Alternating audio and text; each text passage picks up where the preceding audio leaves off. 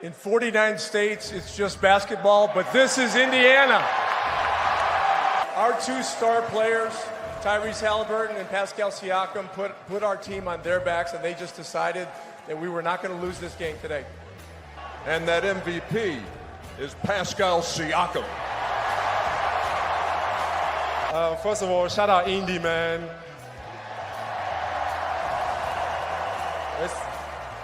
It's been such an amazing experience for me so far. From the first day I landed here, like the love has been amazing. Chad, KP, just unbelievable, man. Like, you know, first class organization. And then tonight, sometimes the unexpected happens. And sometimes Thomas Bryant catches fire from deep. Yeah, Thomas, yeah! You're not going to have to worry about any questions about the team trying harder than you did tonight, because it was obvious, man. You guys did a great job. Congratulations. Look, you are the longest tenured member of this team. 10 seasons wearing this uniform. And now you're going to the NBA Finals, man. Tell me what that does for you. Woo, man, it's been a long time coming, man. Come on. Man, first of all, man, I got to give a huge shout out to the Simons, man. They never stopped believing in me. This front office, this organization is amazing. I've spent a third of my life here, man. It's crazy. You know, I've really grown up here with y'all. And it's so validating just to get this in this fashion against one of our rivals 25 years later. And I'm just excited for what's next, man. We got 4 more. But for the first time in 25 years, they are going to the NBA Finals. Hello, Pacers fans, and welcome back to the Pacers Fever Show. And this is it, the moment, the stage, the night, Game 7 of the NBA Finals. One game to decide it all. After tonight, someone will be lifting the Larry O'Brien Trophy, and the Indiana Pacers are just one win away from making history.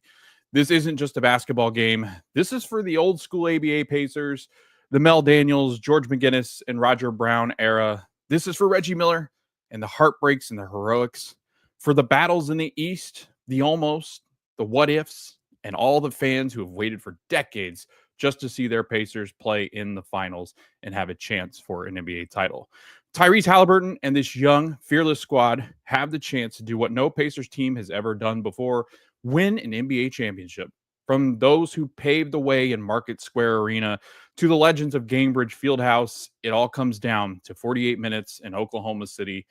We've got our final thoughts, the keys to the game, and what this moment means, not just to the Pacers, not just to the players, not to the city, a fan base, but also that legacy. They're looking forward to Game 7, the biggest night in Pacers franchise history.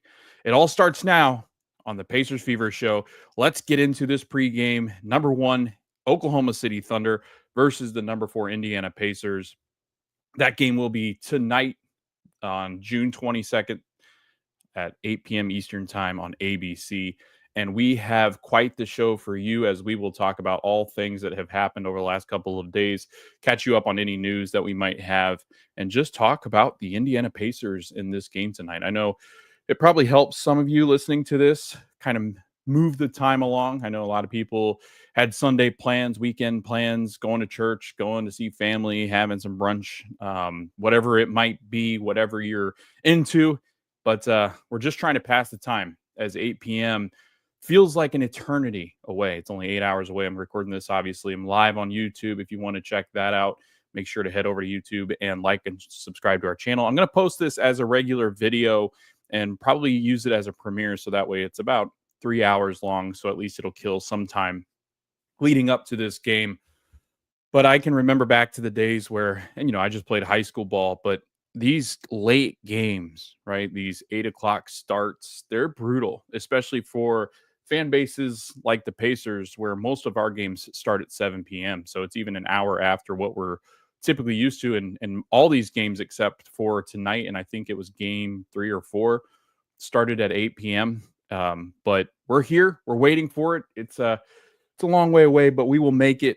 Just consume as much content as you want, or like some of you guys are doing. I think some of you are staying away, far away, because you just can't handle the the anxiety, the pressure that you start to feel when you think about just the magnitude of this game and the magnitude of what we're getting ready to experience. You know, we talked about this multiple times on the show, and I think just because of the magical run that the Pacers are on, the team of destiny title that this team has been given, but just you go through an 82 game season and then you play 20 some odd postseason games, and it can really have an effect on just the fan base because you go through so many highs, you go through so many lows. After every win, you feel like you can't lose again. After every loss, it feels like the end of the world.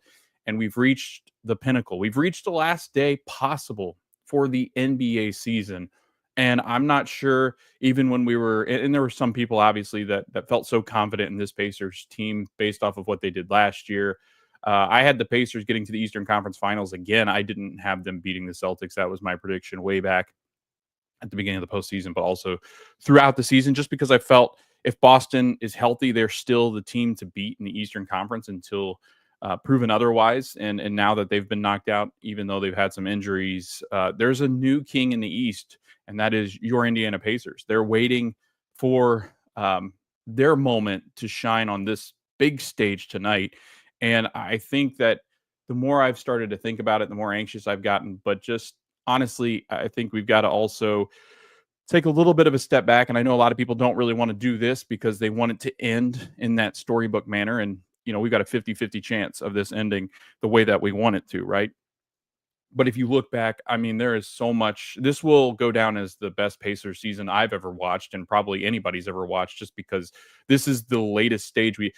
We have never been able to say that if we win one more game, we are NBA champions. And that's what the Pacers have done this season. They've gotten all the way to the brink, and they've done it behind spectacular play from all sorts of different players. I think that's what makes it so exciting. And I think what makes this team so exciting is because there's so much investment into each of the individual players, because each individual player on this team brings something that has made this team a success. And you can go up and down the roster. And once we do, we're going to do like a play along exit interview episode after the season, no matter what happens.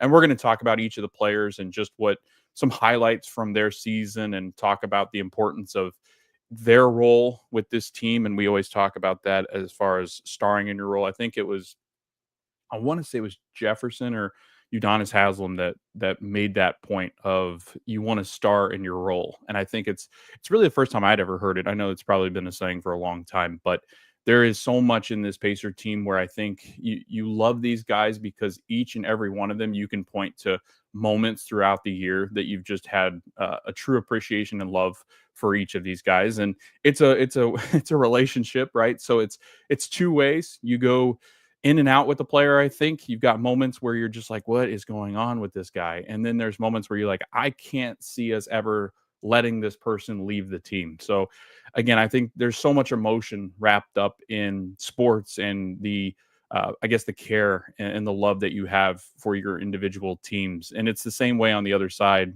with Oklahoma City.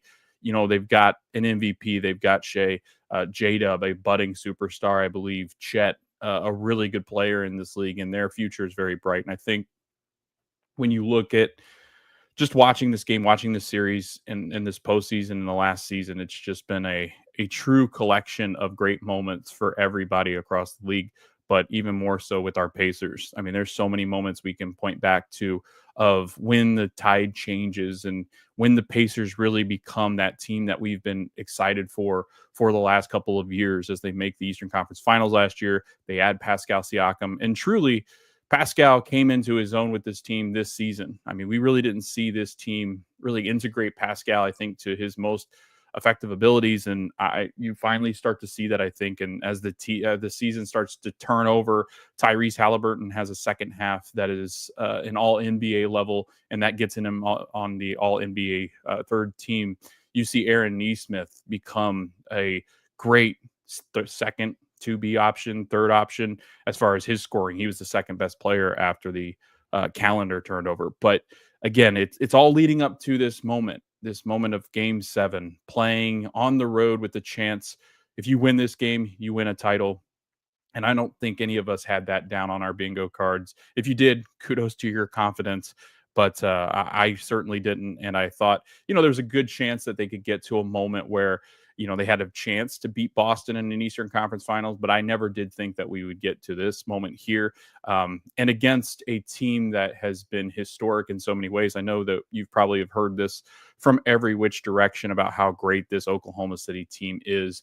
But I think when you think about how great they have been and how good they have been throughout this whole postseason and regular season, the fact that the Pacers have gone toe-to-toe with them, and now it's up to one game to determine who's going to be the NBA champion, you could also say that this Pacers team is historic in ways as well. I mean, they're going to go down as one of the biggest underdogs in NBA Finals history. If they win the title, that people are already calling this the biggest upset that's ever occurred in an NBA Finals. So a lot of stuff could go the Pacers' way in taking their first NBA championship home to Indianapolis. And I'd imagine the whole state of Indiana and right outside the state. I mean, every Pacers fan is considering their plans for a possible parade that could happen in the next week. Obviously, we don't get too ahead of ourselves because what we have to do on at 8 o'clock tonight on in very hostile territory, it is, again,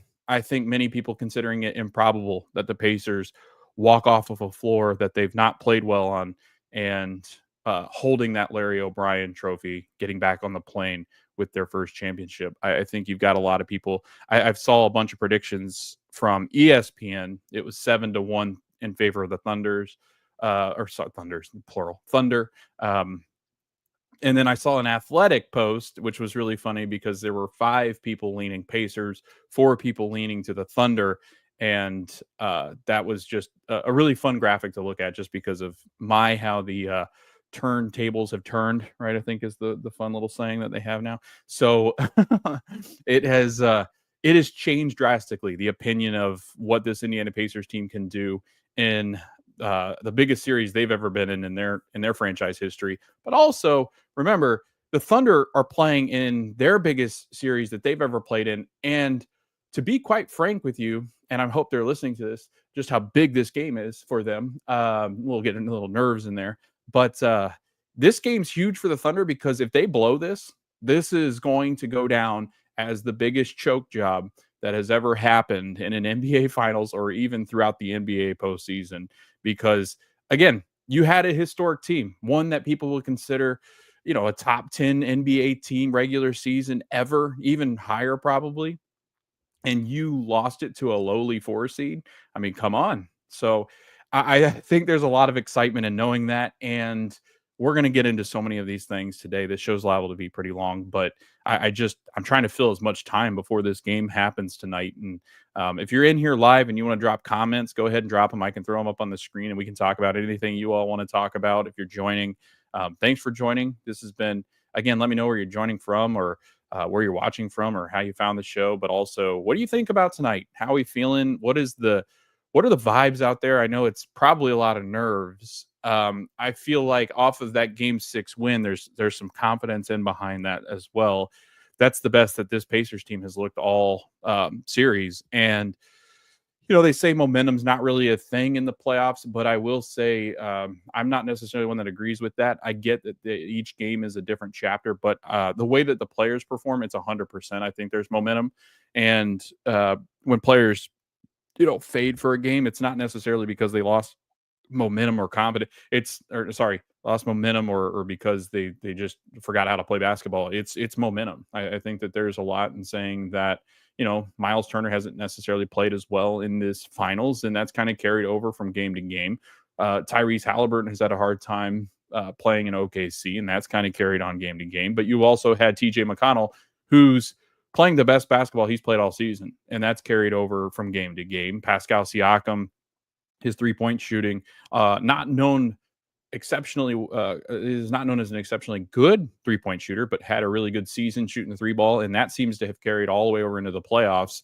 Aaron Nesmith, same kind of thing. Andrew Nembhard, I mean, we're going to see, I think, a different level of intensity, just like we saw in Game 6 of that Knicks series when Nembhard basically didn't let Jalen Brunson breathe in that game. I think you're going to see that same kind of intensity from Andrew, and it's easier to, I will say, it's easier to defend at a high level because it really just requires intensity and focus with the defensive side of things. Obviously, they're going to throw some adjustments at you, but at the end of the day, defense is oftentimes, you can turn it on. Like, you can turn your individual defense on when you're guarding somebody one-on-one on the point of the attack. You can turn that intensity up, whereas you can't just magically flip on your offense, right? Because sometimes you can struggle in games and not shoot it well.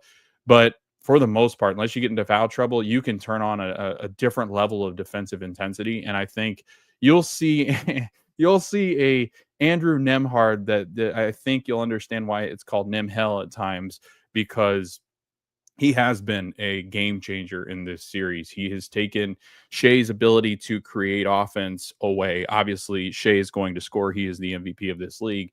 But if you look at the games that the Thunder have struggled, it's because he's just not been able to create for his team. So game 7 will be very interesting in the fact that your MVP, you want them to be able to carry you through big games like this, but you also have to be very careful in relying on that heliocentric idea of an offense. You don't want to necessarily rely on just one guy to get it done, because as we have seen with every single NBA Finals game 7 or clinching game, there is always somebody that doesn't necessarily get the headlines all the time that steps up in such a big way. And we'll talk about that in the show as well.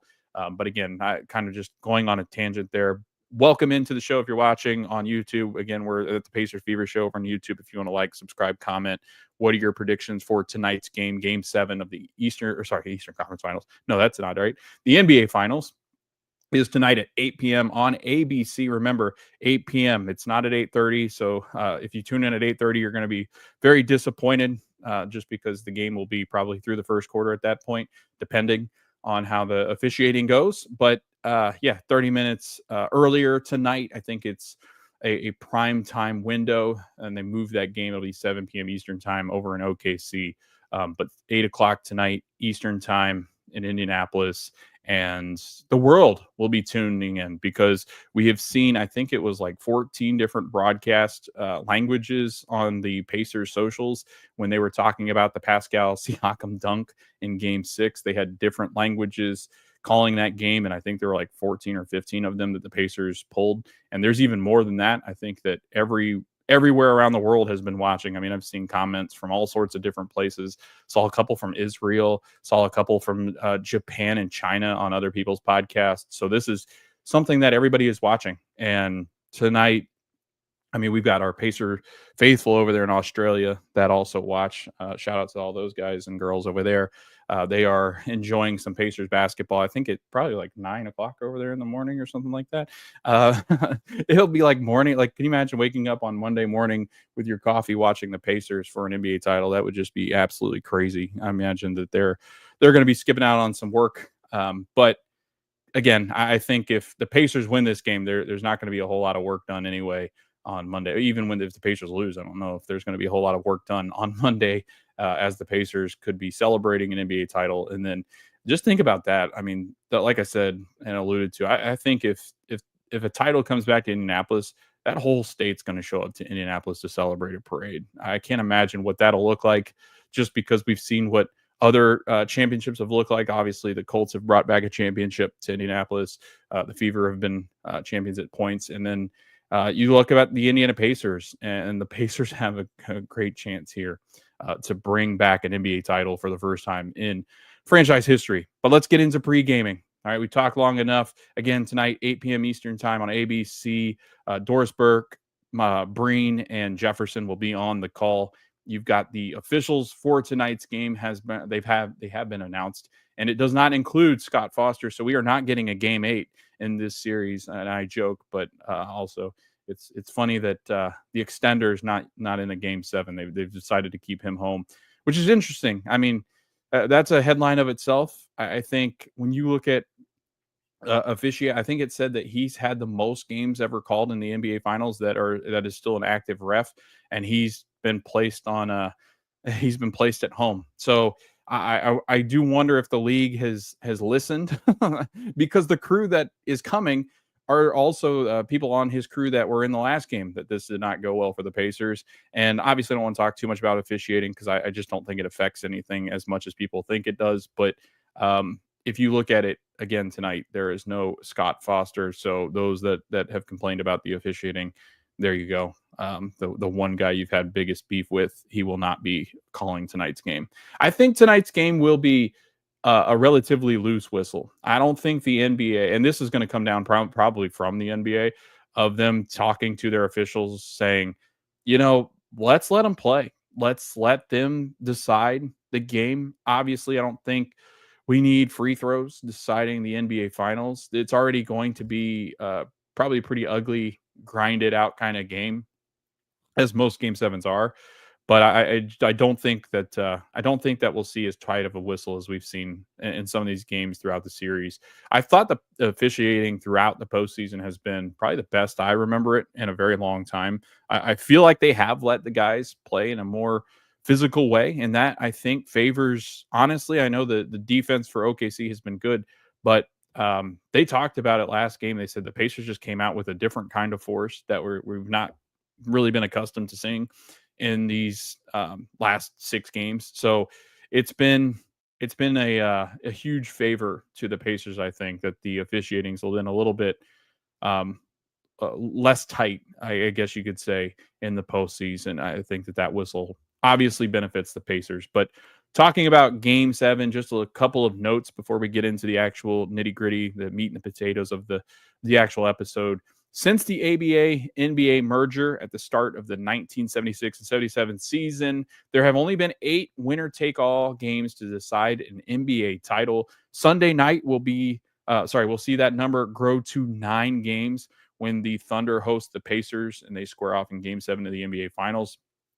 The first time that the league's championship round has gone the distance since 2016. And if you remember back to 2016, that is the LeBron James leading the Cavs back from their 3-1 deficit in the best of 7 series to dethrone the 73-win Golden State Warriors on their home floor. A historic team, might I add, right? One of the best teams to ever played in an NBA regular season.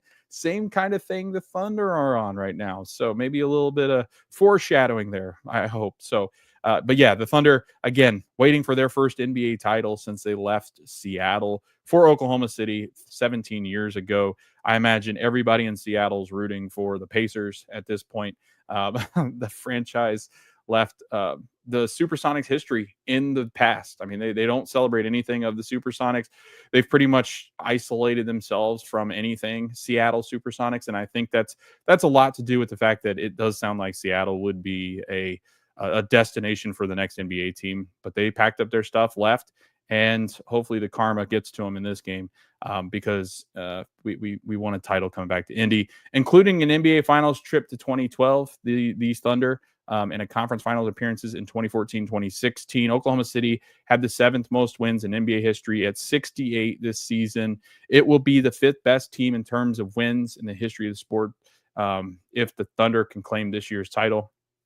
So, again, a lot riding on this game for Oklahoma City. I mean, tons of pressure, I would feel, needs to be thrown Oklahoma City's way just because of the magnitude of this game. Shai Gilgeous-Alexander would put himself in a top tier of players that again, this is incredible, this bit of information, and he would be in a rare group where he has won the scoring title and the league's regular season MVP award and wins a championship, something that Shaquille O'Neal, Michael Jordan, and Kareem Abdul-Jabbar have pulled off, but nobody else has. So that's, again, winning a championship after winning the scoring title and the league's MVP. That is quite a group. I mean, you'd be talking about Shai having one of the foremost historic seasons as a player individually, and that's quite an incredible feat. And something that I think Thunder fans can be very excited about going forward is that Shai seems to be the real deal. And so I'm not, there's a lot of talk about dynasties and what does a dynasty look like. And I think it's a very objective thing. I mean, I think there becomes points where some people would be teetering between this is a dynasty versus this is just a team that's been, historically good for the last couple of years. I think there's a lot of that. But if you look at just stats and their ability to play in multiple NBA finals going forward, I think that you could see this team in other NBA title games coming up in their future and them reaching this peak again. I could see it. But also I could see it with the Pacers just because over the next couple of years, I think the East is going to look a lot different than what we've seen in the past. The Pacers are hoping again to cap the most unexpected run to a championship in NBA history. The Pacers have completed one historic comeback after the next in every single round of these playoffs. Tyrese Haliburton leading the way in this very unprecedented run of clutch making shots. I mean, throughout a career, what Tyrese has done in this postseason, that's probably what would have seen throughout a career of a player, right? If you think about Reggie, all of his clutch shots didn't come in one single postseason. They were spread out throughout his career. You've now seen Tyrese Haliburton make clutch shots in one single postseason that probably any other player has ever made throughout their whole career in the postseason. So it's been quite a magical run. And like I said, my favorite analogy so far has been that Mike Breen talking about this has been a magic carpet ride, and it has its up and downs. It bobs and weaves through different challenges and different obstacles. And yet here they stand, one win away from doing the impossible, doing the improbable, winning a Game 7 on the road against a historic NBA team. The Pacers won a couple of ABA championships behind Hall of Famers Mel Daniels and Roger Brown in the 70s. So it's been a long time for fans that are a little bit older, right? I mean, my dad remembers some of those ABA games and those titles. My grandfather, who'd recently passed, he would remember these games, and they've been Pacer fans for all of their lives. And they've never seen, or they had never seen anything quite like what this Pacers team has done over the last couple of years. And that's special. I mean, you talk about, and I'm sure that those watching that have lineage, when you talk about Pacers history through your family, I mean, it brings a family together at, all sorts of different times of the year. I'm grateful that I've been able to enjoy games with, I was able to enjoy a 2016 Cubs World Series championship with my grandfather still here, and obviously my dad here, and both Cubs fans. Well, I converted my grandpa, I think, but my dad and I, big Cubs fans, suffered for a very long time, but got to see them raise a trophy on an away field in Cleveland when the Cubs did that back in 2016. Dave Hooper said, I lost track of Pacers season years ago after moving out of Indy and then all the way across the country. This playoff run has been a great slice of hometown. Absolutely. I live in Orlando. It's a long story to how I got here, but my dad and my whole family born and raised in Indianapolis area, and we moved to South Carolina when I was like 5, I think it was. And we were a Pacer. I mean, he was a diehard Pacers fan ever since the ABA days, and my grandfather way before then. And so we've been around this franchise. I've been a fan all 32 years of my life. Obviously, probably don't remember. I remember very few moments of the 2000 finals. It was only 7, but I do remember instances of it, which is funny how the memory works. But I do remember instances. I remember the Reggie missed shot. I think it was at the elbow to lose that game when the Lakers eventually clinched that. But Dave, like you said, I think there's a lot of us like that, right? There's a lot of people that, and that happens, right, with particular seasons, just because, I mean, you think about it, that time, that Nate Bjorkgren time, and leading into Nate McMillan, like there were some really dark days, probably some of the darkest days I've ever seen as a Pacers fan. I mean, you think all the way back to probably the Malice being, a fallout after that when we were playing David Harrison, I think, at starting center and had about 6 guys rostered at that time because everybody else was hurt or suspended for the year. That was a dark time, obviously. But I mean, as far as this Pacers team's concerned, like I've said, and I've had conversations. I've got a good group chat that goes, and we talk all about all sorts of things. But we were talking about NBA organizations and what teams can do to be successful, draft picks, tanking, all that stuff. And it comes up that we've been lucky, I think, as Pacers fans to enjoy a time, most of our time, where we really, I mean, honestly, we really don't, I think, appreciate the fact that this team has never been a tank team. Like, this team has never gone into seasons going, let's tank and just put all of our hopes on that, landing that lottery pick and getting a guy, right? I think that's been so cool. Dave says, I was 33 in 2000, listened to every game with Mark and Slick on WIBC. Great seasons back then and oh so close to winning it all. Yeah. 2000, I mean, Reggie's time, right? The Malice in the Palace after that. Well, with Reggie as he's closing out his career, but you had all those guys. And then, I mean, fast forward to 2013, 2014, Paul George, Hibbert, Hill, all of them, Lance, David West. I mean, you're talking about, I mean, just great runs that always ended in tragedy, right? And not tragic, like, there's far but worse things than just losing championships in sports. But as a sports fan, those are tragic moments, right? You run up against Kobe and Shaq in 2000. You run up against LeBron and the Heatles in 2013, 2014. Victor Oladipo. I mean, we had a great stretch there, and then he goes down with the quad. There's been so many. I mean, the Pacers have been on the precipice of great success and winning titles. And, I thought MJ in 97. Yeah. Don't forget about MJ. Right.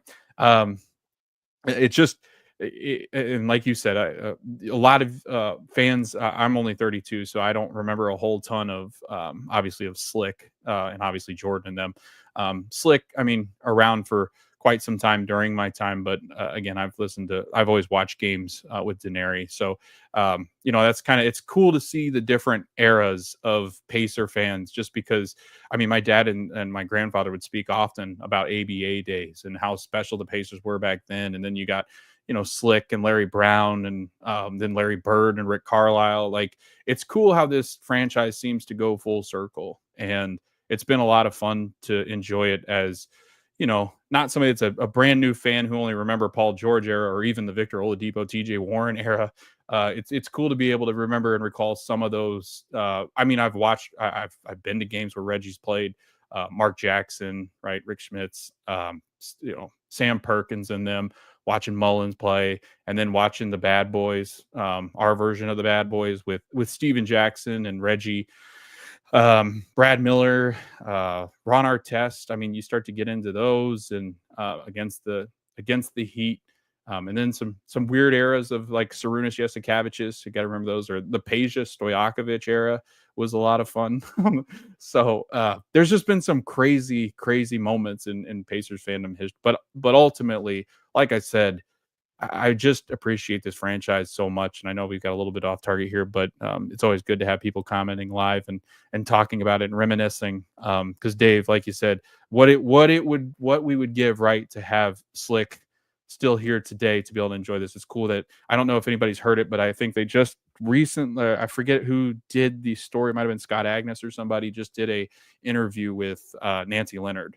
And it might have been the Pacers actually, but they did a really cool interview with Nancy Leonard. So if you're not aware, that is out there right now. If you Google Nancy Leonard NBA Finals, I'm sure it'll pop up. But I think they just released it today, talking to her. While my wife and I are watching, I throw out old lines at Slick Leonard's color commentary. My wife is patient with it. Yeah, I've heard some Slick calls. That, I mean, again, I think you always got the really calm, kind of stable the ship, right, in like a Mark Boyle, and then you've got the color, right, with the color commentary of the person beside them that's got to add the flavor.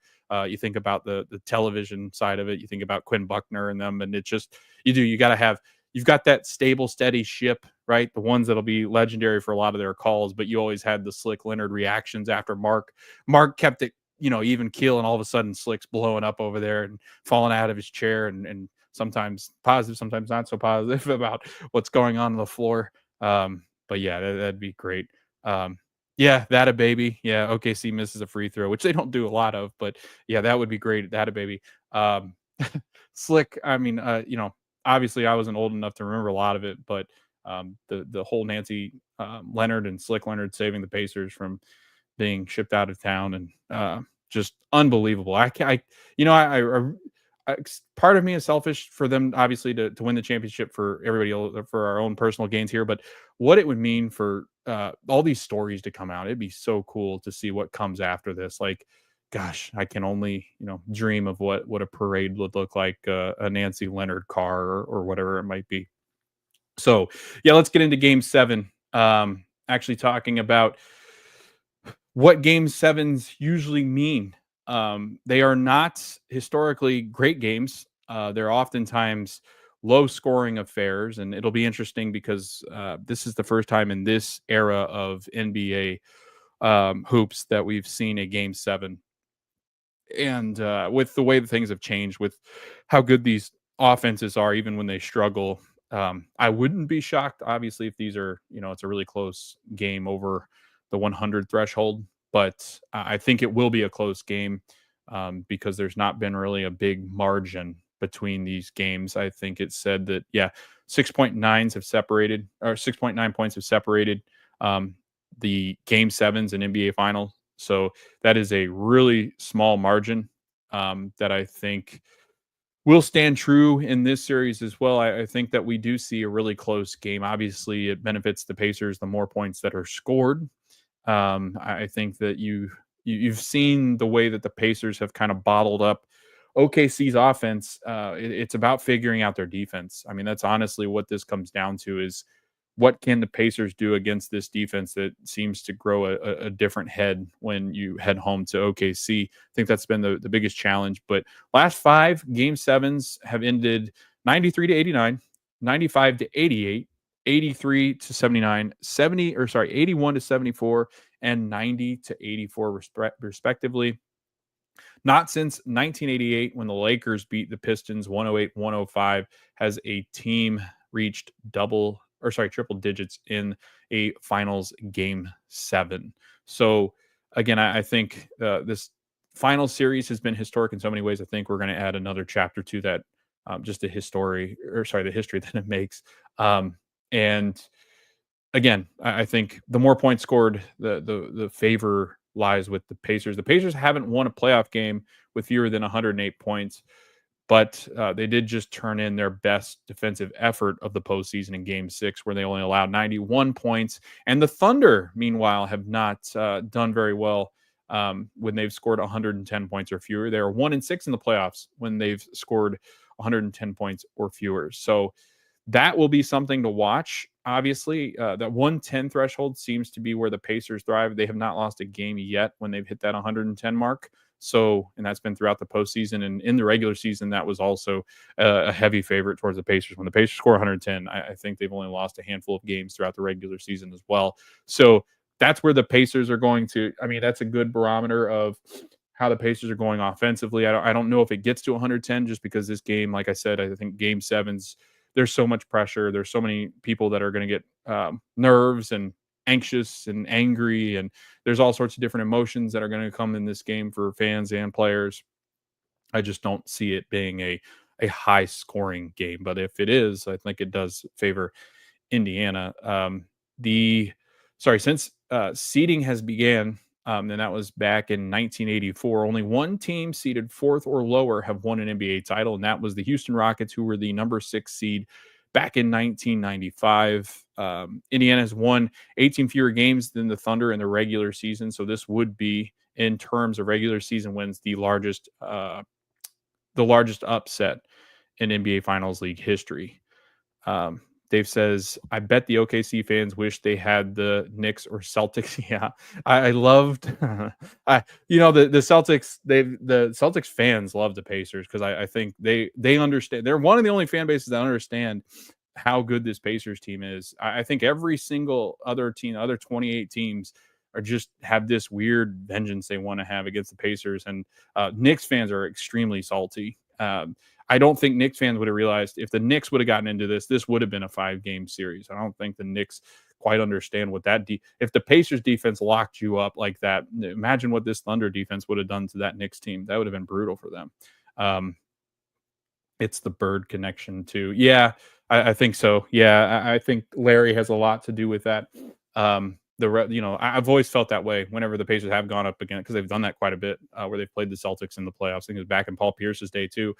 There's this streamline, right, with the way Larry. I mean, Larry's footprint is in this team currently. I mean, he's still doing draft evaluation for this team. He was in the building, I think, right before Game 4. It was where they were having some guys in for draft purposes, and Larry was there. He is still, and then obviously Rick Carlisle being underneath him for so long. Oh wow, just broke Kevin Durant to Houston. I'm surprised that would never have happened in David Stern's NBA. Getting announced, KD just got traded to Houston, so that's big for the Pacers. Stay over there in that West Coast, let it be a bloodbath. But anyway, 37-year-old Kevin Durant headed to Houston. Where was I? Oh, yes. I was talking to Dave. The Bird connection. I think there's so much respect there. The Knicks wouldn't have stood a chance, and the Celtics are just so banged up. And again, I think that goes to show you, Pacers fans, that's how big this game is tonight. Even OKC fans, nothing is a guaranteed. I mean, I think so many people thought the Celtics were in line to repeat, and look what happened. I mean, now you're talking about the Celtics shedding those NBA champion players. And I mean, there's been a lot of talk. There was a lot of talk when that KD stuff was happening. There was a ton going around that the Celtics were going to try to blow it up a little bit because, I mean, there's talk about Jaylen Brown being in trade rumors and Derek White. Like, they've obviously are going to get big packages for that. But, I mean, because of Jason Tatum's injury, again, nothing is ever set in stone. Like I think so many people think about, like when people talk when you can talk dynasty after like when they win their 4th championship. That's when you can go, is this team a dynasty? Because the Thunder were getting, man, this team's a dynasty. They haven't even won a championship yet. So let them have their moment, right? Let them see if they can win it. They can still win this. This is going to be a very tough hill to climb for the Pacers. But again, just let's not start the dynasty talk until after they've done something. So anyway, back to it. Keys to the game. Let's talk about them because there are a lot of keys, I think, for each of the teams. So I'm going to break it down first for the Thunder, right? I think that we're going to give you 5 keys, and they kind of branch out to other little smaller keys or instances. But key number 1 is 100% going to be their home court. I mean, it's been a beast. It's been like a 6th man. It has been impossible to hear in there. I know they are not as good as the Gainbridge Fieldhouse faithful. We don't have to use those fake noisemaker things to create sound. You can do that all you want. But if you give Gainbridge Fieldhouse those clappers, it would be probably ear piercing. So I don't. You manufacture all the noise that you want, Thunder fans. It's not real. Leaning into the energy of the home crowd, though, it does seem to be quite an advantage. And the biggest thing is these players like a young college basketball team, because they always call it the college environment. These young players thrive in their home environments because they're comfortable. This OKC team is pedestrian at best when they play on the road because they just completely forget how to play defense. I mean, you go look at their defensive ratings. It's like a 117 when they're on the road. That's one of the worst in the postseason. They're one of the worst away teams in the postseason. They've had some good wins, but man, they've been awful on the road. The Pacers have not been good in OKC, so that's a big advantage for Oklahoma City. I think the number is still right around. The Pacers have only led for like 2 minutes at OKC. And if you go back to the regular season, they didn't play well in OKC then either.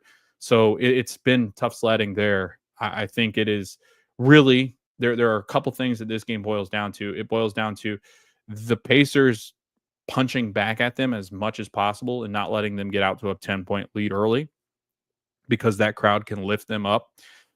If you make this a tight ball game in the first quarter, second quarter, if you go into halftime and it's a tight game, man, those screws start to tighten up a bit, and they're just waiting for something to go wrong. And you could feel it.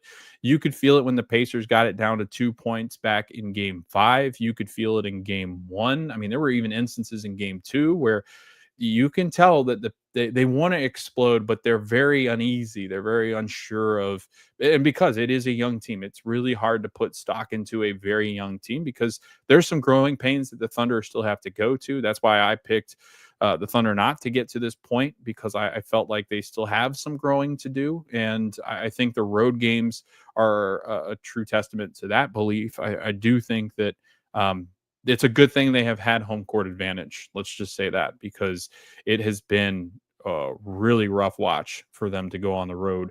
And I think that Denver series ends differently if Denver has the home court advantage. But again, that's why you take care of business in the regular season. I'm not trying to put that off on OKC as them being a bad team, but I still have questions around certain things that have happened in this postseason. Chet, the game has just looked too big for him at moments this series, and he's not been very good. J-Dub has risen to that occasion, so I think you can look at him and say, honestly, I mean, SGA is a great player, really good player. I have been more impressed with J-Dub, right? Thank you, guys. I think Alex Rafacci over there at Setting the Pace. Thanks, I appreciate that. I love your guys' show. Love your graphics. Best podcast, right, for the Pacers. I don't mean to offend anybody else, but they are my go-to as far as the podcast is concerned, listening to them. So if for some reason you're not listening to them, which I think everybody is at this point, definitely go give them a listen, because they are my favorite. So, but yeah, I mean, keys to the game, it's going to be about limiting that their ability to get out into a big lead, because I feel, again, that crowd can just like our crowd does. I mean, when the Pacers start rolling, it's like it's an avalanche, not a cavalanche, but an avalanche. And it often feels insurmountable. I mean, I think you can ask the Thunder about that. You can ask anybody that's walked into that building. That is a difficult building to play in at Gainbridge. And OKC is right there with them, with their ability to change games with their intensity. Looking at OKC, again, this is how great they've been at home in the postseason, plus 247 scoring margin in their 12 home games this postseason, the highest point differential over a span of 12 playoff games at home in NBA history. That's, again, why I think it is so important for OKC to have this Game 7 on their home floor. Because, again, like we've talked about, their struggles have come on the road when they've not been able to shoot the basketball very well. And they've made just 29.9% of their three attempts on the road in the postseason, which is underperforming what they've done at home, because they've shot 36.5, but at home expected 36.5, but at home they've made 37.5% of their threes, a perfect match for their expected of 37.5 from three as well.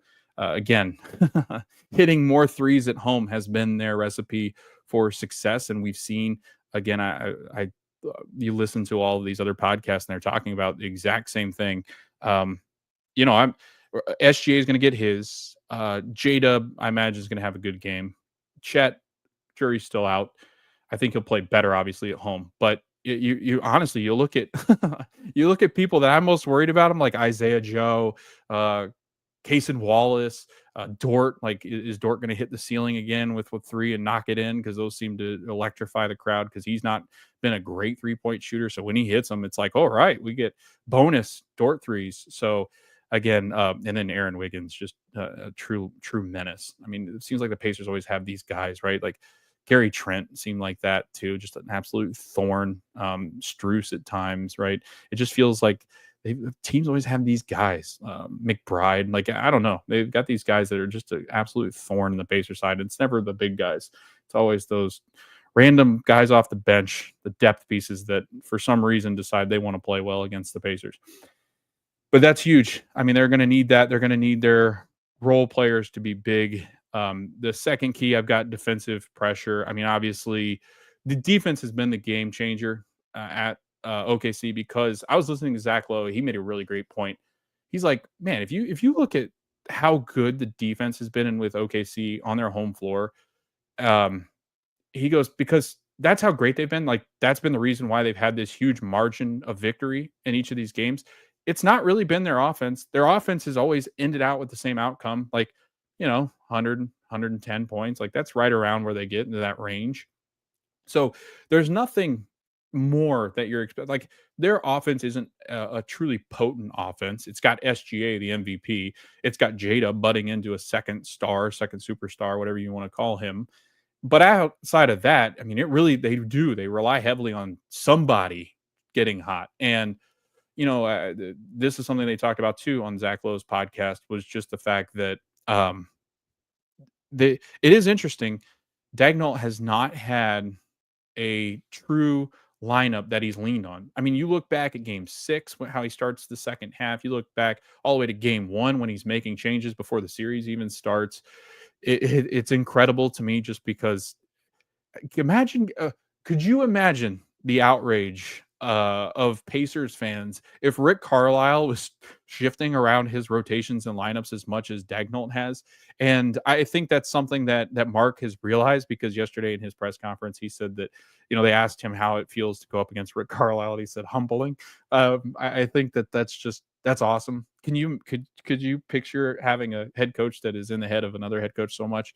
I think it's just incredible what Rick has done, his ability to make adjustments. And if you go and look back, I actually pulled this up because I was interested to see, and this is usually a Rick Carlisle thing, because I was like, where can I really find how Rick, and obviously their defensive matchups in game 6 were big. I mean, doubling SGA and then picking up SGA at the lowest point on average this this finals that they have. I mean, it was a tremendous drop off of when they were picking up SGA in the half court. But I was also like, where else can I? So I pulled up the second half stats per game in all of the games, because I think it's fair. In second half of each of these games, so the 6 games played, obviously wins 3-3. The points scored in the second half, points per game per second half, Pacers 56, Thunder 54.7. Field goal percentage 48.1% for the Pacers in second halves in this series. The Thunder only 43.7. The 3-pointers, again, a slight advantage for the Thunder there. 37% from the 3-point line, 36.6% from the 3-point line. Free throws, the Thunder have obviously had a big advantage in that category in a lot of these games, but a 15 free throws made, 15 free throws made per game in the second halves, and 11.2 free throws made in those second halves of the games. But again, you look at the differences, and here's another one that was interesting to me. When you're talking about steals, 5.2 for the Pacers in the second halves of these games, 4.2 for the Thunder. So when they come out of the locker room after those adjustments in that second half, the Pacers look like a totally different team. They're settled into games, and while they've had to try to come back, and that's been it, right? You've talked about the games they've struggled in.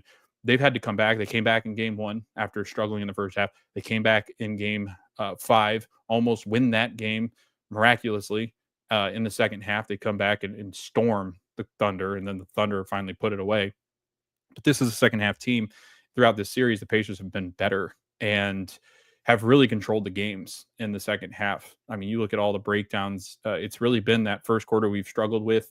Second quarters, I mean, there's stretches throughout the third and fourth where the offense kind of goes quiet. But ultimately, when you look at total overall per game, the Pacers have had the advantage in a lot of those categories in the second half. And that's because Rick Carlisle and his staff. I mean, obviously give credit to the players, but when you've got a Hall of Fame coach like Rick, who, I mean, if he wins this game, he'll go down. I mean, there's already conversations of like, how high can we put Rick Carlisle? Because he's won now. He will have won 2 NBA titles, probably the biggest upsets in their respective series, with the Mavs versus the Heatles, and now the Pacers versus the Thunder, if this were to happen. So Pichu, I think is how you say that. Have you seen the KD trade? Yeah. I mean, I saw that it happened. I talked about it a little bit, but I'm not going to get into KD. I'm just glad he stayed in the Western Conference. Like, keep them over there. Like, keep everybody over there. This is a lot more fun when the Pacers have all those guys sitting over there, so we can get to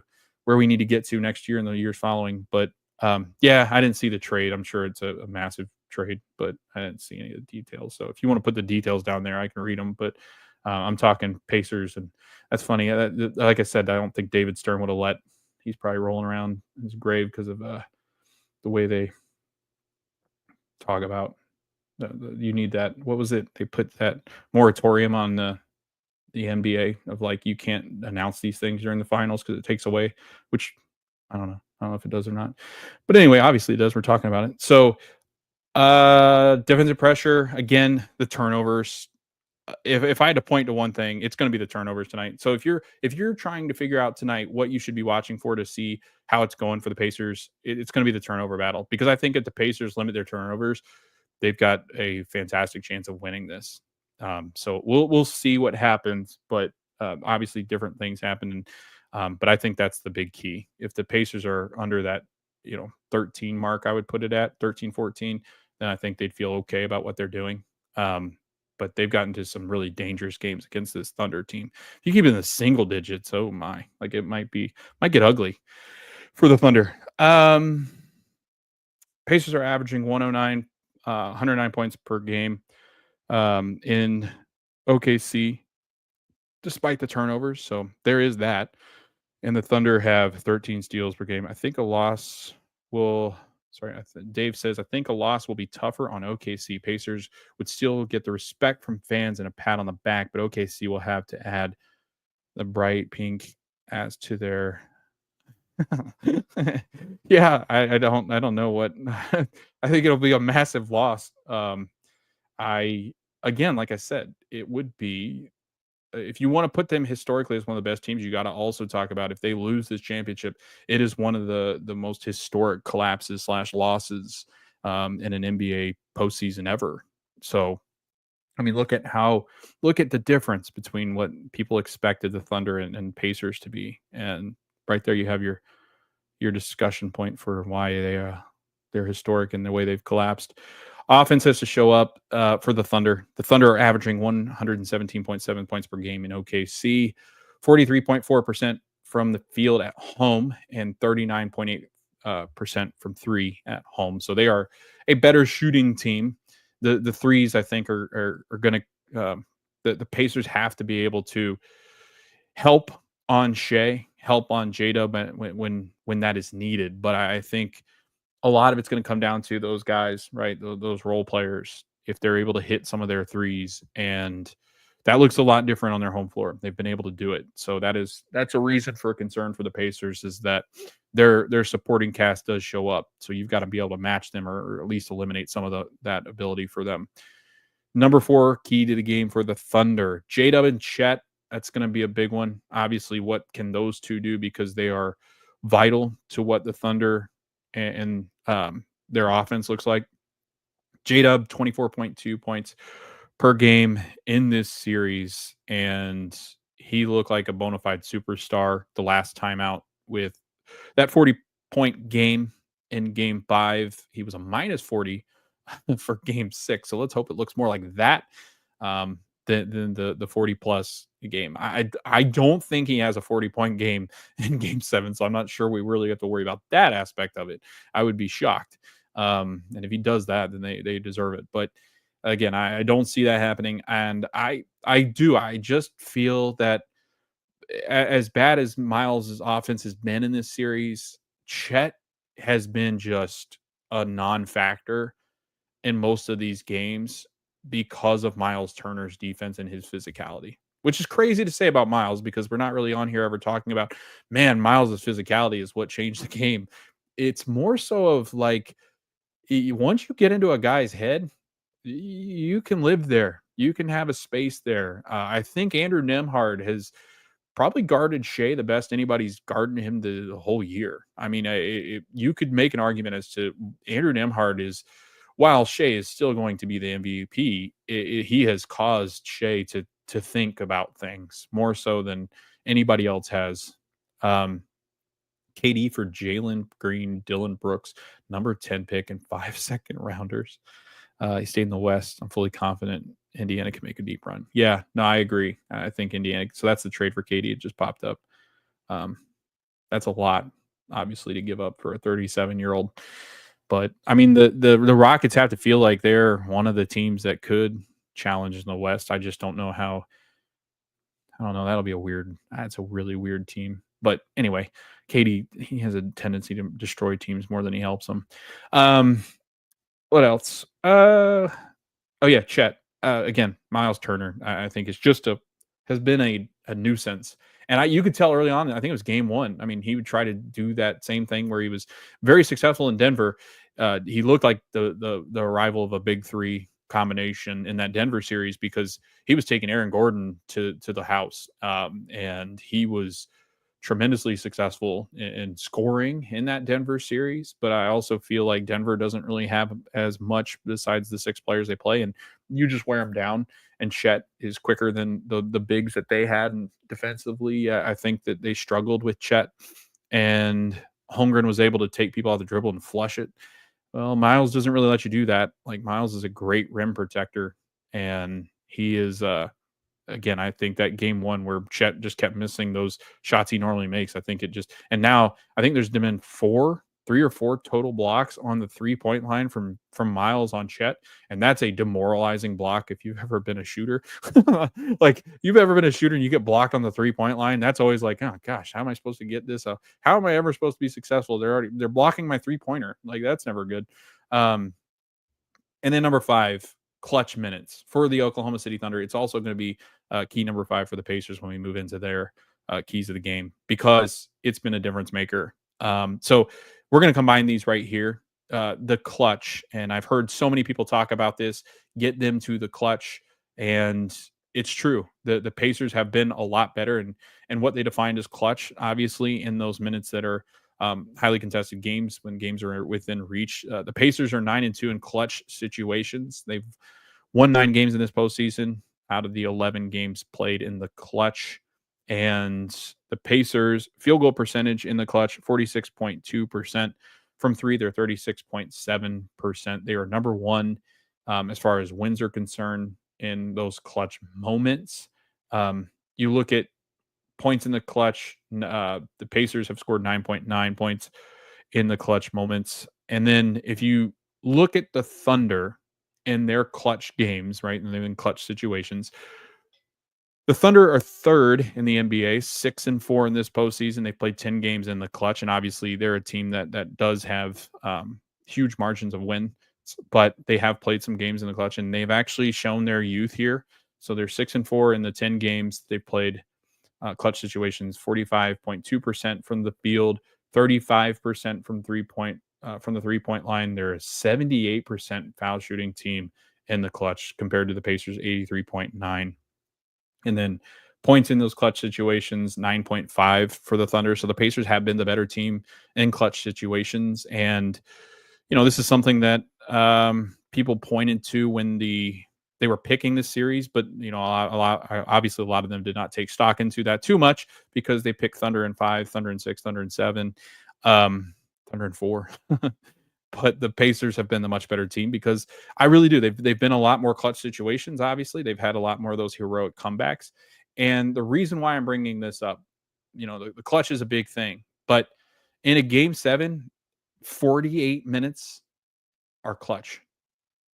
48 minutes in an NBA Finals game 7 will feel like clutch moments. I do think that the Pacers, this is where the Pacers can make it feel like they are in control. If the Pacers come out and they can match that intensity that the Thunder provide, take that first punch, because it's going to come, because that crowd's going to be bouncing off the walls. They'll be thunderous. I think if the Pacers can weather the storm and swing at them, they will be putting the Thunder in a tough situation. If the Pacers can keep it close in that first quarter where they're in striking distance, and that sounds funny, but the Pacers have been awful in the first quarter against the Thunder in this series when they played in OKC. If they can put the Thunder into their think mode, the Pacers should win this game. I feel confident in saying that if the Pacers can make them feel the moment of how big it is, which they did in game 6, I think that the Pacers have a huge advantage in that category, because the Pacers players, man, they don't, there's not one on this roster that I've ever felt shows up and goes, man, I'm scared of this moment. Maybe Obi Toppin for like a quarter in game 1. But everybody else, like Aaron Nesmith's never afraid of a moment. Andrew Nembhard's not afraid of a moment. Tyrese is definitely not afraid of the moment. Pascal, no.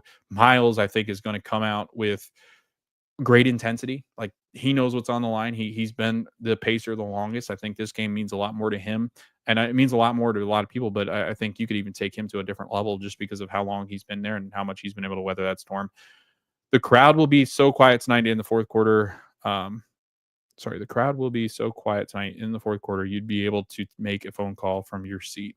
Oh, are we saying they're going to be quiet? Is Dave throwing the confidence out there? Yeah, I mean, you would like to see that, right? Game 7's typically, I mean, I think the dream scenario would be what they did to the Knicks last year, where they came in and like it was almost, I think they shot an insane amount of percentages in that game 7, the first quarter. Like, can you imagine the Pacers came out, and I know that defense is really good for OKC, so this liable not to happen, but could you imagine they come out and it's one of those games where they just don't miss? Because we've had those games throughout the regular season, the postseason, where it's just like, are they ever going to miss a basket? That would be insane. I mean, that would be crazy. Dream scenario, right? I think so many people are like, oh, I'd love a close game. I'm like, no, if you're a Pacers fan, of course you want this to be a 20-point game in the fourth quarter, but I just don't think that's going to happen. It would be great, though. It wouldn't. It'd be a lot of fun. Keys to the game for Indiana taking that first punch. I mean, that was a nice segue into it because, again, they're going to come out energized. They're going to be using those clappers to create fake noise like they always do. They have the music up louder than anybody else in the league. Like, it's a great crowd, don't get me wrong, but there is some artificial abilities, I think, for the Thunder to make noise. Turnovers, like I said, that's going to be big. If the Pacers are turning the ball over, that's not good. That's a recipe for disaster and how they've lost the last couple of games in OKC. Rebounding, I think just staying close in the rebounding battle. Actually, I've thought the Pacers have done a really good job of keeping them off the glass, unless his name's Isaiah Hartenstein. So I'm not too worried about the rebounding, to be honest with you. I think there's going to be a focus on all these things tonight. There's a hyper sense of awareness tonight on a lot of these things. Sometimes that can be good. Sometimes that can be bad. I think with the Pacers and their abilities, Dave said I can make bold, crazy predictions because I have no social media consent with. If you're not on socials or not tweeting this out there and you're only doing this on this show, like, yeah, you're pretty safe in this space. I'm not sure many Thunder people are gonna be listening to this, but maybe, I don't know, glutton for punishment, I guess. Number 4 is pace. I mean, we talk about it, hit that drum every single time, but the reason why I bring up pace here is that if they defend the way they did in Game 6, if the Thunder are missing some shots and the Pacers are out running, or even if the Thunder are making shots, the biggest momentum killer the Pacers can throw at them. And I've seen this happen. We've seen this happen against the Thunder. It's when TJ and them were out there, and Obi and Pascal. Like, the ability to score quickly on those threes that Dort and them hit are crushing. Like, you can see the crowd like go through the roof, and then 2-3 seconds later, the ball's thrown down the court, and all of a sudden that comes all the way back down. So I think that's big when they're making big shots, right? Is to run. And there were some runs that they made in Game 6 early on, the Thunder, where when they'd make shots, Rick would just be like, no, go. I don't care if it's getting a little bit out of go, like, keep going. There were even some weird hairy moments in the third where I was like, oh no, don't do this. Don't let them back within 10. There were some moments there where the Thunder felt like they're gone on this little mini run and the Pacers just kept running. And I think a lot of teams are hesitant to do that because it can snowball and get out of hand quickly, but that's not really what this Pacers team is built on. They're built on, no, like, that's our strength, is when they try to go on runs, we smash them out quickly. So that's what the Pacers will need to do in Game 7 after made threes, made baskets, especially after made threes, because you got a lot of guys ball watching as those threes go up. It's habit. And so I think you can really catch them off there. And then again, like I said, Game 5, getting into the clutch. Game 5. Getting into the clutch in Game 7. 48 minutes are clutch. I mean, that's what a Game 7 is 48 minutes of being your clutchest version, I guess is the best way to put that. And then kind of wrapping up the episode, we're going to be ranking here players for each team that need to have the biggest impact. Obviously, this is objective, but this is kind of how I feel. I think the number 1 player for them that I feel like I'm going to be watching tonight, obviously Shea's going to get his. I think number 1 is J-Dub, their number 2 star. I think what he does, because he can really impact this game. What he did in Game 5, like, you can't really have him doing that. If he's getting to the basket easy, that's a problem. if Pascal Siakam's guarding him, which he did a lot of when the Pacers had that early lead in the game, in game 6, you saw a lot of Pascal on him. I'm not sure Pascal can guard him the whole game. It would wear him down. But if Pascal can guard him for 60 to 70% of the possessions that he's in there, that's a huge lift for the Pacers, I believe, because I think J-Dub did struggle with Siakam's length. And J-Dub's most effective shot is when he's able to get into those, elbow shots, or he's really good at getting to the rim. I think if Pascal's there, he's just not going to have the same success that he would have with a lengthier defender. And Pascal can stay with him pretty well. The thing that I'd be most worried about is if Pascal gets an early foul on J-Dub, you remove him from J, because you cannot have Pascal in foul trouble in this game. But I think his matchup with J-Dub, he just causes more problem with his length. And it's a little bit of a different wrinkle that the Pacers threw at them that I'm not really sure. I don't know how OKC really handles that. They might try the screening, but again, it's Pascal can guard a lot of players. He's very versatile. So that's Daigneault, I think, is the one that compared him to Draymond at times. He does have kind of Draymond-ish abilities where he's just so lanky and is quick enough to stay with guards that it causes problems. So he's number one on my X factor is J-Dub. Like, if he has a 25-point game, they've got a really good chance to win this. If he's, in that 19-17 range, the Pacers have done exactly what they're supposed to do. Number 2, Alex Caruso. He's one of those guys that in a game 7, he's going to be wired, just like TJ is. If that goes well, it goes well. If it doesn't, it doesn't. He didn't shoot well in game 5 when they were in OKC. I'm hoping that's the same thing, but I could see him hitting some really big shots that we look back on and go, he is just a menace. He's like that version of Gary Trent, I believe, in this series too. But again, I think if he's having a limited impact, and his is more on the defensive side, if he's more limited defensively, if he's not getting those big steals where he's flying all over the floor and sliding and stuff and breaking kneecaps and stuff, I think that he's one that you look at. If he's not got a great game going, Pacers are doing what they're supposed to do. Lou Dort, and the reason why I say this is that he seems to be the one. I mean, I know Wiggins will hit threes. I know Isaiah Joe and them and Case and Wallace have hit some threes there. But Dort's the one that's like, man, like, you're letting him hit threes? Like, the dude's not been a great shooter all season, where the other ones have had success. But, like, Dort's just, the way he shoots it, and I don't know, like, he just seems to hit the back-breaking ones more so than Wiggins and them. And obviously, Wiggins had a really good game too. But I don't know. I just feel like the Dort ones are more of like, oh, gosh, like their last option on the floor hit one. So, again, I think he's key. And then, obviously, his defense. That's what makes him really key, is if he's making Tyrese stand at half court, the Pacers are going to have a real tough time winning this game, because he's been an absolute force against Tyrese on his home floor. Number 4 is SGA. I'm going to go there with him. I know that's crazy low for him probably, but I don't know. Like, he's going to get 30. Probably, maybe a little less. That'd be really great if he got less than 30, because that means Nembhard put him in Nim hell. But I just feel like SGA, you know what you're going to get with him, right? I think here's my thing. If he decides to show up and he plays like he did in game 6, the Pacers will win. If he plays like he did in game 5, they'll lose. Like game 5, he became a distributor. He wasn't a great, he's never, I do feel like he's got that mid-range game, but I don't ever feel like he's going to like light a torch on you from the outside. So I do feel like he's going to get his, he's going to have to work for it. He's going to get late in the shot clock to get his. Like, that's just the kind of player he is he's more in that mid-range shot clock, late in the shot clock kind of scorer. Very much like Kobe. Like, Kobe's, relied heavily on that mid-range and hitting those at a high percentage. But it's not like SGA is going to knock down 4 threes, 5 threes. Like, that's just not his game. And he doesn't like to shoot off the dribble for threes. Like, he loves to shoot off the dribble, obviously, in the paint, but like around the paint. But he's not somebody that's going to take you off a pick and just fire a 3. If he is, then well, I think you live with that. But I don't know. I just, SGA is number 4 for me, because there's more important players that need to show up for the Thunder to win. 5, this is the fun one. I've got Wiggins, Joe, and Wallace all in the same category, because honestly, I don't even think Mark Daigneault knows who's going to play more at this point. I think he just randomly looks down the bench and goes, all right, which one's not in? Kaysen, you go ahead. We'll see what you do. That's where I feel like Rick's been a huge advantage. We'll talk about Rick here in a little bit. Number 6, Chet.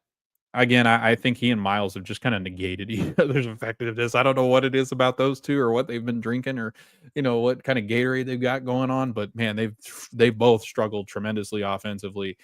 They've made some good defensive plays, and they've had some moments where they've scored. But again, the centers are not really the ones I'm looking to make a big difference in this game. Number 7, Hartenstein. It's the offensive rebounding that worries me with him.